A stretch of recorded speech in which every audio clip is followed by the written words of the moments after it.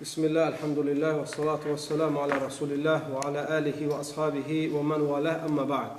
Bugün zöhr namazını kardeşler Muhammed sallallahu aleyhi ve sellemin əmsi oğluna Abdullah ibn Abbas'a ettiği tövsiyesinin bir hissəsini danışdıq sadəcə. O hədisi ki İmam-ı Tirmizi ve həmçinin İmam Ahmed ibn Hanbal rivayet etmiştir. Abdullah ibn Abbas radıyallahu anhumadan.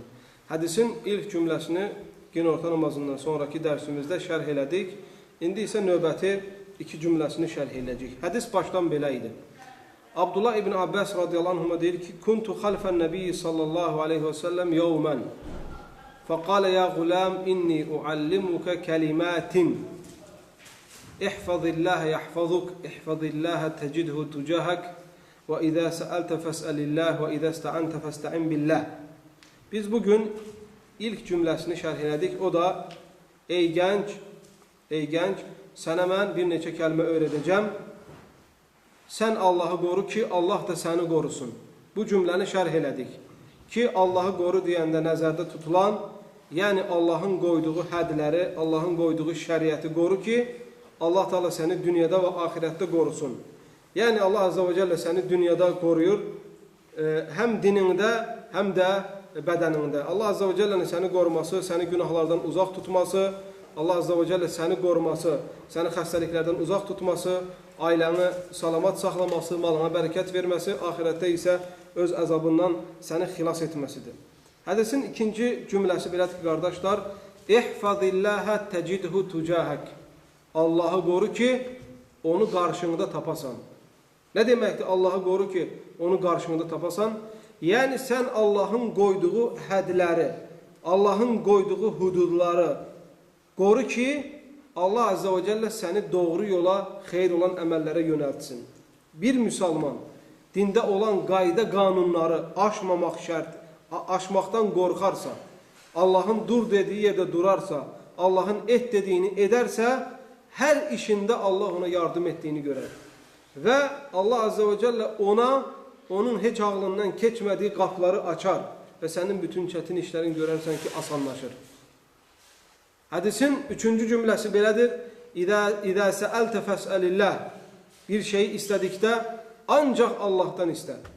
Çalışdıq, bacardıqca heç bir məxluqa, heç bir insana əsla və əsla əl açma. Sadəcə və sadəcə bir şey istəyəndə Allahdan istə.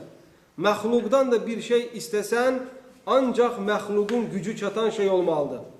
İnsanın gücü çatan şey olmalıdır. Sən bu telefonu yerindən götürə bilmirsənsə, ağır bir şeydirsə, kiməsə deyə bilərsən ki, gəl mənə kömək elə, bunu götürək, buraya qoyaq. Amma insanların götürməkdən aciz qaldığı şeyləri insanlardan tələb etmək əsla və əsla olmaz. Sən kiməsə deyə bilərsənmi, get mənə şəfa ver.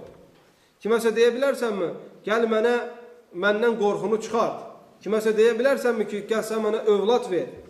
Əsla və əsla. Bunu Allahdan başqa kimsə verə bilməz. Ona görə kimlər gedirlər bütlərdən istəyirlər.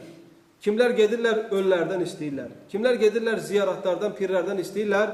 Bunların hamısı müşriklərdir. Bunların hamısı Allah Azze ve Celle şərik qoşanlardır. Çünki bir adama övlad vermək, bir insanın xəstəliyinə şəfa vermək, bir insanın istədiyini, insanların qadir olmadığı şey vermək ancaq və ancaq Allaha məxsusdur. Və bunların hamısı ibadətdir. Kim ibadətin hər hansı bir növünü Allahdan başqasına sərf elərsə, o insan şərik qoşmuş olar. Şərik qoşan insan Allaha tövbə etmədən ölərsə, o insan əbədi cəhənnəmlikdir və o insan əsla cənnətin iyini belə duymayacaq. İnnallaha la yaghfiru an yushraka bihi və yaghfiru ma dun zalika limen yasha. Nisa surəsi 48-ci ayə. Həqiqətən Allah ona şərik qoşanları əsla bağışlamaz, şirkdən aşağı olan günahları istədiyi kəsə bağışlayar. Və bu baxımdan qardaşlar, kim bir şey istəyirsə, yalnız və yalnız Allahdan istəməlidir. Bəzən belə bir şayələr var. Deyirlər ki, biz ziyarətə getdik, biz pirə getdik, o pir bizə kömək elədi, istədiyimizi və niyə verdi? Baxın, insan bəzən kafir olur, Allaha dua eləyir, Allah onun duasını qəbul eləyir. Bəzən sən istəyirsən, Allah Azze ve Celle onu sənə verir. Amma sən elə bilirsən ki, onu sənə pir, ona sənə ölmüş insan, ona bayaq da dəfn olunmuş birisi verir. Və bəzən şeytan, bəzi insanların canına dolur və xəstəlik törədir. Bəzi insanların canına dolur, qorxuluq verir. Bəzi insanlar günahlara düşəndə cin onun vücuduna girir. Neynir? Başlayır bu insandan axmaq-axmaq, pis-pis hərəkətlər meydana gəlməyə. Və nəticəsi də onların beyninə doldururlar ki, bunu apar ziyarətə ki, etiqadınız, inancınız pirlərə, ziyarətə bağlansın. Yəni, ən böyük küfrü, şirki eləyin, ondan sonra siz şəfa tapacaqsınız. Onlar gedib ən böyük günah eləyəndən sonra, Allahdan başqasına qurban kəsdikdən sonra, qəbirlərin ətrafına ibadət məqsədi ilə tavaf etdikdən sonra, Allahdan istəyən kimi ölmüş insanlardan istəyəndən sonra, o aparılan insana palçıq, torpaq, oradakı sudan içizdirəndən, yedizdirəndən sonra, baxırsan ki, bu adam durdu, hər şey superdir, hər şey yerindədir, deməli bu adam deyirlər, niyə şəfa tapdı? Bu insan şəfa tapmadı. Bu sadəcə şeytanın oyununa gəldi. Sən nəhayət ki, şirki küfrü etdin, şeytan onun vücudundan çıxdı, sən də elə bilirsən ki, pir də ona şəfa verən. Əslində, bu insan belə olduğu halda tövbə eləyib, Quran-ı Kərimi oxumağa başlasaydı, heç o qədər zəhmət çəkməyə gərək yox idi, Allahın əzəmətini və qüdrətini görməsi mümkün idi. Hədisin 4-cü cümləsində gəlir, وَإِذَا اسْتَعَنْتَ فَاسْتَعِنْ بِاللّٰهِ. Əgər sığınacaqsansa, yalnız Allaha sığın. Səni heç kimin şərrindən Allahdan başqa kimsə qoruya bilməz. Sənin başqa bir müsibət gəlsə Allahdan başqa kimsə səni qoruya bilməz. Allah sənə zarar vermək istəsə səni kimsə qoruya bilməz. Allah səni qorusa kimsə sənə zarar verə bilməz. İyyəkə nə'budu və iyyəkə nəstə'in. Hər namazda oxuyuruq. Yalnız sənə ibadət edirik və yalnız sənə sığınırıq.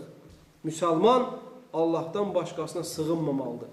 Kim səni qorxutsa, kim səni hədələsə, kim sənə detsə, deyərsən ki, mənim sığınacağım Allahdır. Allah kimi himayə eləyərsə, Allah kimi qoruyarsa, əsla nə cinlər, nə şeytanlar, nə də insanlar əsla o insana zərər verə bilməz. Ona təvəkkül də deyirlər. Bir insan işini Allaha həvalə etdisə, Allaha təvəkkül etdisə, Allaha sığındısa, onun hamisi, qoruyanı Allah oldusa, o insana əsla bir müsibət başına gələ bilməz.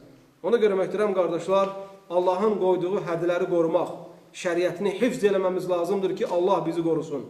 Bir şey istəyəndə sadəcə Allahdan istəyəcək və bir nəsi və sığınası olsaq, sadəcə və sadəcə Allaha sığınacaq. Allah bizə iştifadlardan etsin. Və sallallahu aleyhi və səlləm və barik alə nəbinə Muhammed və alə alihi və sahbihi əcməin.